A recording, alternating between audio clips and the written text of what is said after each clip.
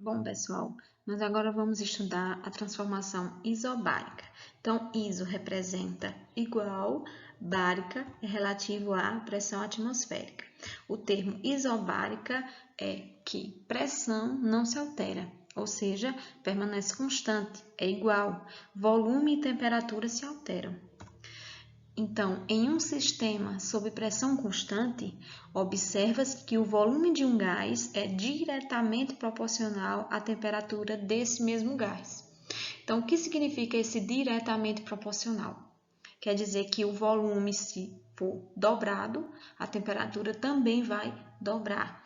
Se o volume triplicar, a temperatura também vai triplicar. Ou seja, se eu aumentar eu também vou aumentar o outro na mesma proporção. Mesma coisa.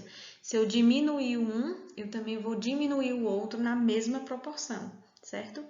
Ao contrário da transformação isotérmica, que a gente estudou na aula passada, elas eram inversamente proporcional, né?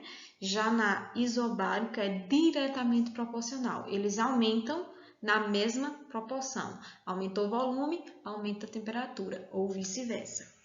Isso acontece porque o aumento da temperatura eleva também a energia cinética das moléculas, o que faz com que elas movimentem-se ainda mais rapidamente, expandindo o volume. Mas quando a temperatura diminui, as partículas movimentam-se mais lentamente e o gás contrai-se.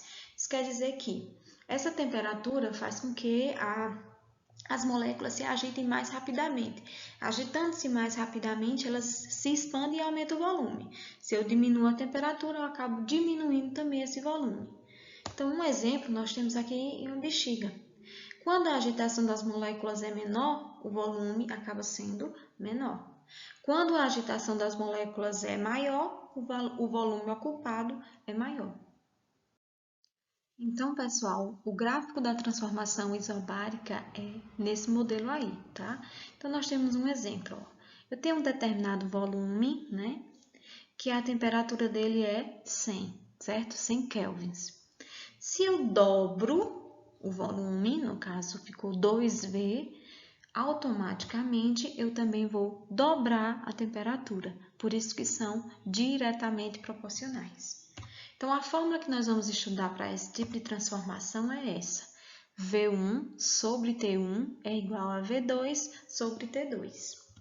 Então, V1 continua sendo o primeiro volume, T1 primeira temperatura, V2 segundo volume, T2 segunda temperatura. Uma regra, tá? A temperatura tem que estar na escala Kelvin, porque na transformação isotérmica a gente não usava a temperatura. Agora, na isobárica, a gente usa e ela tem que estar na escala Kelvin. Então, todas as vezes que vocês pegarem algum problema em que essa temperatura estiver em Celsius, você tem que transformar para Kelvin.